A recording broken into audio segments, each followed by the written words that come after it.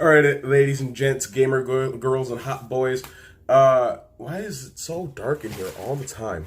Spider-Man: Far From Home is finally out, right? But it came out on Tuesday, so getting like a spoiler video on it at a good time during the week is hard.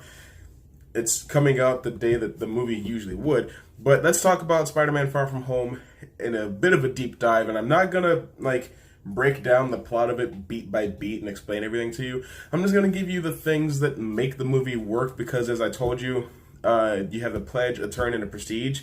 So, starting with the Pledge, they spend a good amount of time explaining how the world works now after the decimation and the blip, they call it, when everybody blipped back into existence. And it turns out the logistics are what we thought. They came back literally right where they disappeared.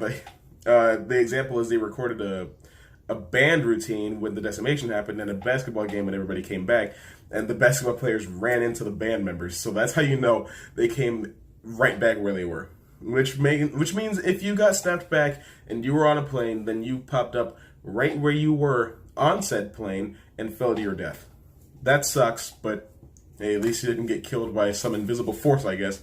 Well, gravity's invisible. Point is, they also explained that a lot of people were displaced when they came back. You know, people were living in their apartments and their houses. Their houses may have been bulldozed and land built on, whatever. Things don't just get to resume right back the way they were, like in some sort of ideal happily ever after world. And I like that this movie actually does talk about that because it's questions that I've been having since I left in Endgame a couple of months ago. And we finally have some authority on how all that works, and I'm appreciative of it. And then the Iron Spider suit is in the movie, but for like 3 minutes. Spider-Man is packing for his trip, and May's like, hey, don't forget to bring your suit. And he looks at his regular suit, and he looks at his Iron Spider suit, which is like in like a particle destabilizing type of machine. It's like in a state of flux all the time, which I guess is how you keep it from wrinkling. And they go on the trip to Europe, and then the next thing you know, boom, out of nowhere, here comes this water monster that's kind of sort of Hydro Man, but not really. Actually, they do talk about Morris Bench, so maybe that is Hydro Man. But then, just as quickly as he showed up, Mysterio shows up, and he beats it, and he saves the day, and everybody falls in love with Mysterio because he's the guy, he's the hero that's going to save us. No, he's not. But then, later on, Iron Man, Spider-Man, and Mysterio meet.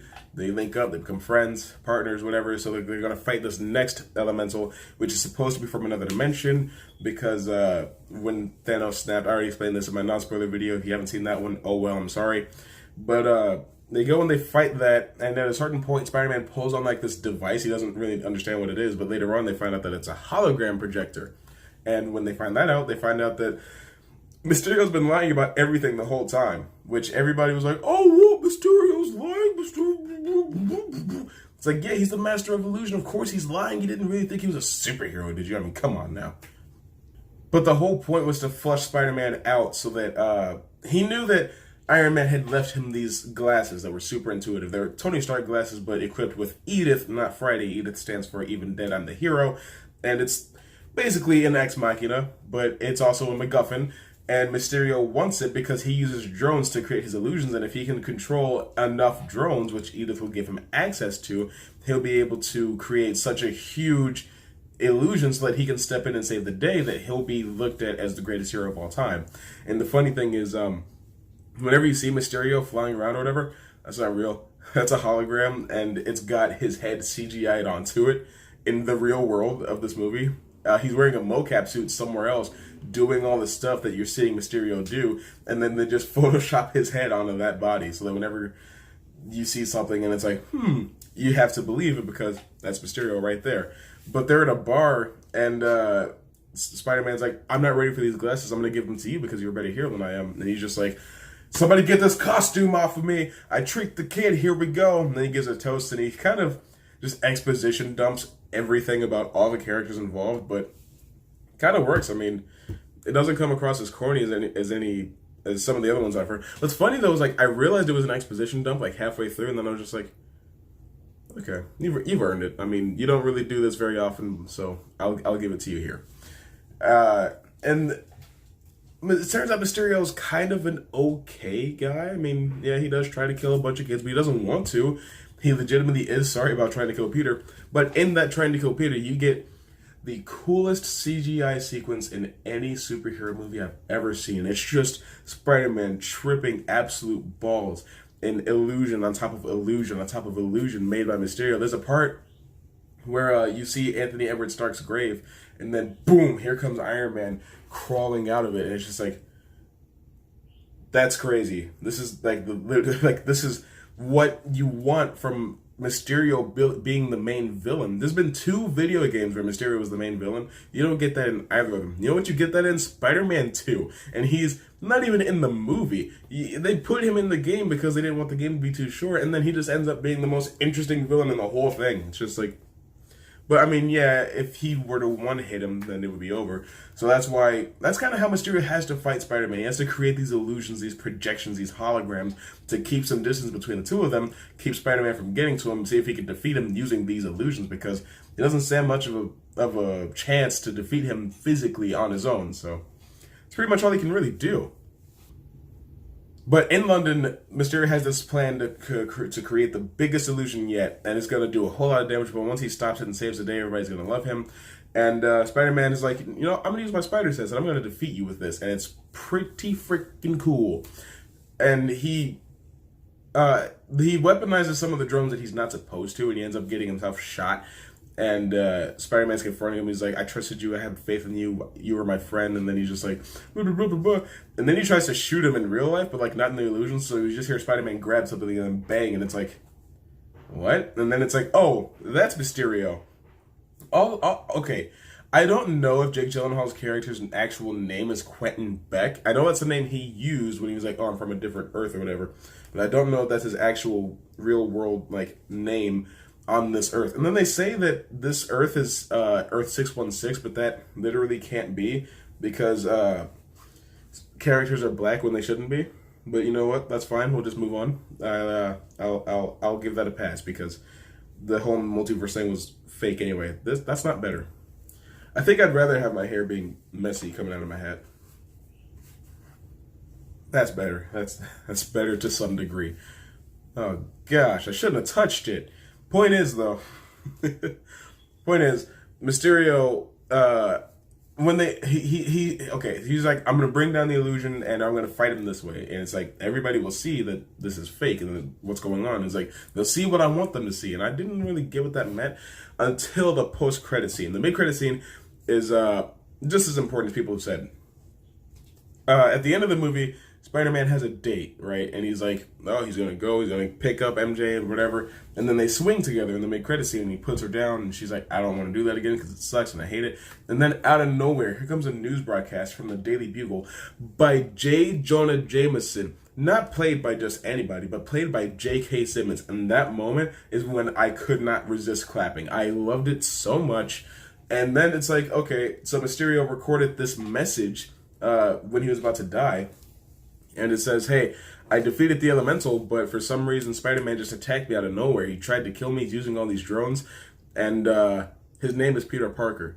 So now the world knows Peter Parker, Spider-Man's true identity, and thinks he's a murderer. So we'll see just how things work out for him in the future. I'm not too optimistic, if I'm being fully honest with you. And then the actual post-credit scene, it turns out Nick Fury and Maria Hill were actually some Skrulls from Captain Marvel. I haven't seen the movie, so I don't really know how that gets set up. But the real Nick Fury is on some sort of Skrull ship, I guess, chilling in like a holodeck beach. And my only thing with that is, how long has Fury been a Skrull? Like, was it really Nick Fury up until Winter Soldier, and then once he faced, a brush with death, he's like, that's okay. And then it was Talos from then on? I don't think so, because I'm pretty sure it was Fury in Age of Ultron because he knew how to do S.H.I.E.L.D. stuff. So I will say that after that, since we didn't see him for so long until Infinity War, that's probably when it was Talos. And I imagine that when he died there, the real Nick Fury probably survived, and then Talos had to come back in Endgame. There's a part at the beginning of the movie where Spider-Man's like, surely there's somebody more qualified you can use. What about Thor, Doctor Strange, Captain Marvel? And then Fury's like, don't invoke her name.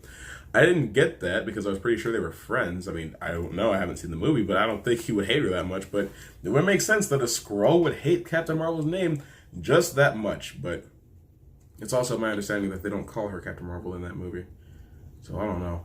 But is there anything else I missed? Oh yeah, Zendaya is amazing and I love her to bits and I would like to give her a hug. Point is, the movie was great and I loved everything about it. I don't think Mysterio was even dead. Like, I know he got shot with a machine gun, but he only took one bullet and it was to the kidney, right? So I'm pretty sure he can survive. And hopefully we'll get our Sinister Six, because if you look at it, you've got Mysterio, you've got Vulture, you've got Scorpion, and you've got Shocker so far. And the thing about that is the people that made their tech, like Quentin used to work for Iron Man, and he invented the hologram technology that Iron Man was using at the beginning of Avengers Civil War. And he was working with the guy that Obadiah Stane was screaming at in the first Iron Man movie. And they're just working together. But the only one that went down was Quentin. And even then, the world doesn't know he was bad. So everybody that he was working with is still at large. The Tinkerer that was building all the technology that was being used in Spider-Man Homecoming, he's still at large. So he can still equip the Sinister Six when we get them in probably the third movie. And they probably can't use Sandman because they used a fake, like, sand demon type of monster at the beginning of this movie. So the last two members we'll probably end up needing is, like, Kraven the Hunter and the Lizard, maybe. I know the Lizard's not supposed to be there, but, I mean, Sandman is, and I don't see them wanting to use him since we already saw a sand creature of some sort. So I would take Shocker, Vulture, Mysterio, Scorpion, Kraven the Hunter, and the Lizard.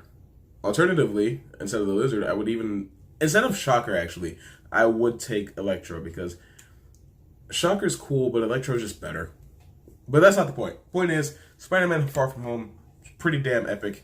If you've seen it, let me know what your favorite spoilery moment was, and I will reply to your comment, because I do that, because I have that kind of time on my hands. I just do these sort of things. But I'll see you later.